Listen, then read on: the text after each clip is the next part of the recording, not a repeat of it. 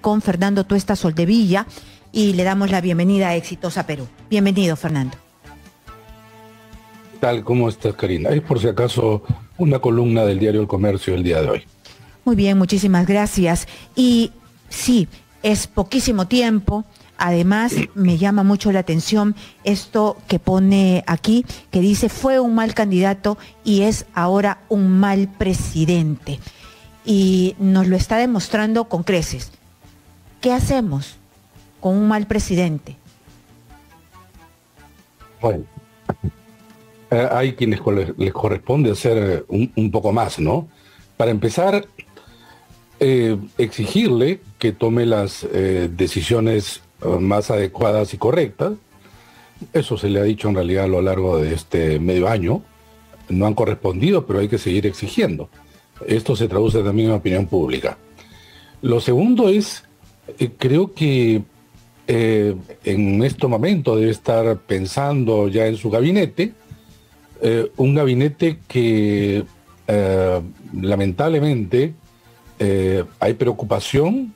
Ya las visitas de ayer de congresistas y dirigentes de Perú Libre puede llevarnos a pensar que va de nuevo a arrinconarse con el partido que lo acogió para su candidatura, quizá con temor, el temor a una vacancia, porque para que esta no ocurra se necesita tener 44 votos, es decir, impedir la construcción de los otros 87. Y entonces, hago esta referencia porque entonces esto nos llevaría más a que el presidente está pensando en cómo sobrevivir más que de qué manera adecuadamente gobernar. Adecuadamente gobernar lo va a llevar a sobrevivir, pero sobrevivir nos puede seguir llevando a un gobierno pues sin rumbo, en donde él es el principal responsable. Yo decía allí en el artículo que la oposición muchas veces no ha necesitado articular nada. Ha estado muchas veces en la tribuna porque el presidente se ha disparado al pie innumerables veces. No ha necesitado a nadie que le exija para que cometa errores. Él lo ha hecho. Entonces, por un lado tenemos errores que obviamente el desconocimiento, la falta de experiencia podrían llevar. Pero creo que esto no se queda allí. Creo que a la falta de conocimiento, carencia comunicativa, el presidente está sumando algo que ya es peligroso, pero va mostrando la suma de evidencias. Una carencia de valores. Porque no es posible que un presidente que reiteradamente dice, yo no voy a ser como los anteriores, yo voy a luchar contra la corrupción. Cuando ya un político dice muchas veces esto, ya hay que tener cuidado, ¿no? Y el cuidado nos ha lamentablemente dado evidencias de cómo su comportamiento sobre por lo menos presuntos actos de corrupción es pues un comportamiento pues elástico, permisivo, ¿no? O quizá creencias y prácticas patrimoniales, ¿no? Por eso que sus círculos son pues amicales, familiares, sindicales, de vecinales. paisanos, sí. Entonces, con eso no solamente no se gobierna, sino que está demostrado que no se puede gobernar bien, como ha ocurrido estos 6 meses. Pero yo me preguntaba, y no sé si esto puede caer en algún tipo de hipótesis, si se puede alguien puede acompañarme en esto. Yo ya comienzo a dudar si es puro desconocimiento o es ya impunidad, porque lo que acaba de pasar en esta nueva crisis es que el presidente no se ha querido dar cuenta o simplemente no se le da la gana de darse cuenta, porque 15 días el ex ministro del Interior, Avelino Guillén, acompañado de la ex primera ministra Vázquez, le dijeron, acá hay algo que se pudre en la Policía Nacional. Hay un camino bueno, hay un camino malo. El camino bueno es un ex fiscal que no tiene manchas en su carrera profesional y le está diciendo, hay algo malo en el tema de Gallardo. Y eligió a Gallardo y se demoró muchísimo y se hizo el muertito. ¿Eso qué me quiere decir? malas decisiones, pero tiene la información y toma malas decisiones? Una combinación de cosas.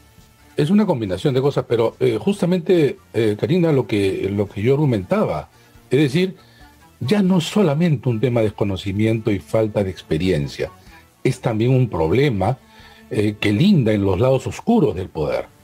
Y entonces, claro, el tema del interior, el silencio, él lo tradujo en que lo resuelvan ellos, ¿no? En algún momento él dice eso. No, él tiene que resolverlos. Él es el presidente de la República. Los ministros están por debajo de él. Y obviamente otros funcionarios. No es que se pongan de acuerdo. Acá lo que estaba diciendo es que hay sectores en la policía, malos elementos, cosa que es cierto que no es de ahora.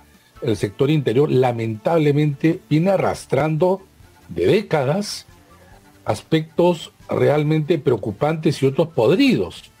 Mafias internas que luchan por el poder al interior, todo está confundido. Pero justamente, en el caso de lo que tú has hecho referencia, él tenía que decidir y tomar partido. Bueno, tomó partido por Gallardo. Porque el silencio, lo único que hizo es prolongar la crisis que llevó a la renuncia justamente del exministro Guillén, y sobrevino también finalmente la caída del gabinete Vázquez. O sea, el costo político es altísimo, pero claro, al decidir finalmente ante la presión dar de baja también a Gallardo, sin embargo, mantuvo las decisiones de Gallardo. Es decir, altos mandos que se mantuvieron, otros mandos que fueron relevados, otros que fueron trasladados, y una estructura de la policía que llevaba pues a cubrir, a encubrir, a defender intereses que parecen estar ligados a esto que ya es también cada vez más evidente. Cuando yo hablaba de círculos concéntricos alrededor de él, ¿no?, que tienen influencia en él, no decide, porque finalmente es el que decide, y la responsabilidad de él, pero digo que tiene niveles de influencia, que tú has estado también señalando antes de la entrevista, en relación pues a una serie de aspectos de cómo se maneja el poder, ¿no? Y allí hay grupos que luchan también por el poder alrededor de él, ¿no? Entre ellos pues se acusan, se traicionan, ¿no? Entregan evidencias a los medios. Esa es la lucha pequeña, ¿no? Es la lucha pequeña pero con impacto fuerte en el poder. Pero esto es lo que estamos viendo, lamentablemente. Y el presidente de la República, a estas alturas, ya no puede de ninguna manera tratárselo como si fuera casi un inimputable. Porque desconoce o aquel recurso de que él viene pues de las zonas más pobres del país, ¿no? Que ha sido rondero, que ha sido profesor, esta forma de que quizá es no positivo, sino una estrategia en términos de campaña para tener empatía con el electorado, no solamente no es suficiente, sino es desechable cuando tú eres el gobernante, cuando tú eres el presidente, y no se quiere dar cuenta, o en todo caso, dándose cuenta, sigue pues tratando de eludir y hacerse aparecer en muchos casos que desconoce, que los tiempos del poder son distintos a sus tiempos. Claro, pero que las ahí viene mi interrogante. Se toman mal o nunca, ¿no? Ahí viene mi interrogante. Él está eludiendo, se está tapando con soy maestro rural, estoy en pleno aprendizaje, o ya es la impunidad, porque hemos visto a gente muy viva que tiene el manto de la impunidad y ha hecho cosas sin importarle las consecuencias. Entonces, el presidente de la República sabe que está mal asesorado y le importa nada estar mal asesorado y sigue por su camino y ahora se arropa con Perú Libre. Hemos visto que apenas ha salido Waldemar Cerrón, ha echado al aire un tuit, luego no ha sabido cómo borrarlo y ha hecho una torpeza porque la gente que sabe de estas tecnologías lo chapó inmediatamente. Entonces, él... cómo se está comportando, es decir, ¿está vagando en el espacio o ya está cogido por la impunidad y ya vio el poder y ya vio que se puede enriquecer y ya es un peligro? Realmente en el Perú los presidentes o expresidentes están transitando por procesos de investigación o procesos ya judiciales. De impunidad no habrá. El tema es que justamente porque sus círculos son círculos primarios, ¿no? Me refiero a ellos, pues, familiares, amicales, vecinales, magisteriales, sindicales. Es más difícil distanciarse, ¿no? Acá no hay una articulación del poder para construir toma de decisiones y políticas basado en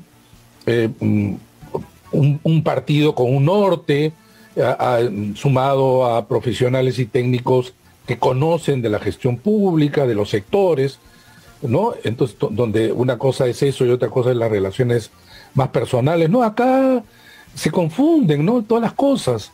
Y es por eso que cuando se hablaba, pues, de la casa de Breña, y él decía, yo voy a visitar a un familiar, ¿no?, que me ayudó en la campaña. No, bueno, pero llega pues clandestinamente, de manera oculta. Yo estaba en el 5º piso, no sabía qué ocurría en los pisos de abajo. No sé qué ocurre finalmente los días en que yo no voy, porque eso es lo que nos está diciendo, ¿no? Ahí transitaba gente en donde parece que se tomaban decisiones en donde evidentemente está en juego el erario público. Entonces, no sabe o no quiere saber.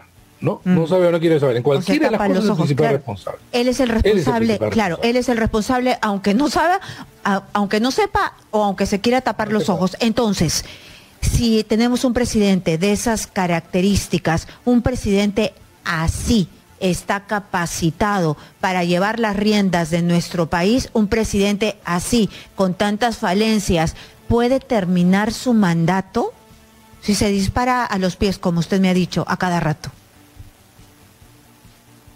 Ha habido presidentes en que estuvieron en el poder, como Alan García del 85 al 90, a niveles mucho más desastrosos, ¿no? Con un nivel de crisis económica galopante, la más alta de la historia, con un sendero luminoso que crecía, en fin. Pero permítame, han habido ocasiones. Claro, no se trata de...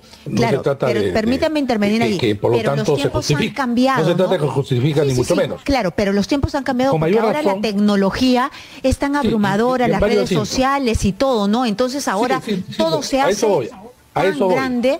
A eso voy. Entonces, en el caso de Pedro Castillo, él nace su gobierno el 28 de julio, para empezar, con un sector del Congreso que no le reconocía su triunfo.